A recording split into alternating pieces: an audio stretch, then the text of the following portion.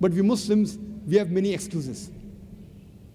Many Muslims tell me that when we speak to the non-Muslims, they tell us that first go and improve your Muslims. First go and improve your Muslims. See what they're doing, then come and speak to us. So because the Muslims ourselves are not good, they aren't pious, that's the reason we can't do dawah to the non-Muslims. Today, there are hundreds of thousands of Christian missionaries throughout the world. I ask the question. I ask my Muslim brothers, that do you know these Christian missionaries? You know they have alcohol? Yes, I know. Do you have alcohol? He says, no. Who's better, you or he? I am better. I ask the Muslims, do you know these Christians? These Christian missionaries, many of them have drugs. Do you have drugs? He said, no. Who's better, he or you? I am better.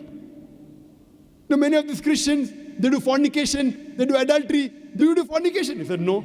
Who's better, him or you? I. With all the defects, these Christian missionaries, with so many defects, yet they're spreading the word of Christianity. Hundreds of them, thousands of them, hundreds and thousands of them. They leave the country and they travel thousands of miles to spread the word of the Bible. Don't give excuse that first go and tell your Muslim brothers. And there are many Muslims who come and tell me, Brother Zakir, first हम मुसलमान को पक्का मुसलमान बनाएंगे, फिर हम गैर मुसलमान को दावा करेंगे. First we'll make the Muslims practicing Muslims, and after we make all the Muslim practicing Muslims, then we will go and convey the message to the non-Muslims. I tell them, this time will never come. Our beloved Prophet Muhammad sallallahu alaihi wasallam, he himself could not convince his own relatives. Do you think you're better than the Prophet? Our Prophet, he could not convince his own uncle. Do you think you're better than the Prophet? It's mentioned in Sahih Bukhari, in the book of Salah, volume number 1, that the Prophet says that in Medina, there were Muslims who did not come to the mosque for the compulsory Salah. Talking about Jummah Salah. The Prophet says he felt like burning their homes.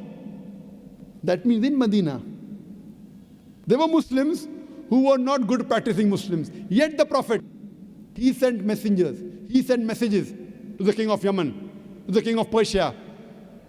He sent messages to the king of Byzantine. He did not say, first I'll make all the Muslims 100% practicing Muslims and then I'll convey the message to the non-Muslims. You have to do both simultaneously. When you meet a Muslim, fine, do Islam with him. When you meet a non-Muslim, do dawah to him.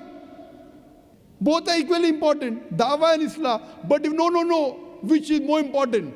Both are important. No, which is more important? So I asked him the question. Suppose a patient of heart attack comes to a doctor, stroke. And a patient of common cold comes. And the doctor has limited time. Who should he treat? A person with heart attack or a person with common cold? Who? Heart attack.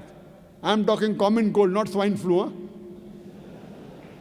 Even if swine flu comes, heart attack is more important.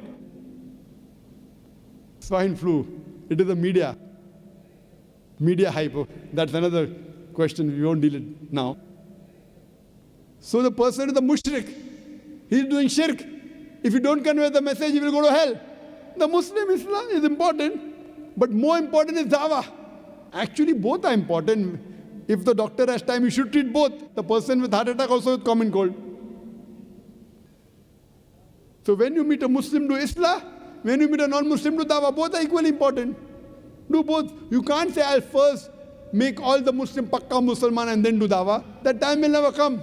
Our beloved Prophet Muhammad sallallahu alaihi wasallam in the Hajjatul Wida, in the last khutbah he gave, in the last pilgrimage, there were about 110,000 Sahabas. He asked them, that did I deliver the message to you? And all of them said, Bayshak. They bore witness that yes, you have delivered the message to us. Then the Prophet said, all those who are present here, go and deliver the message to those who are not present here.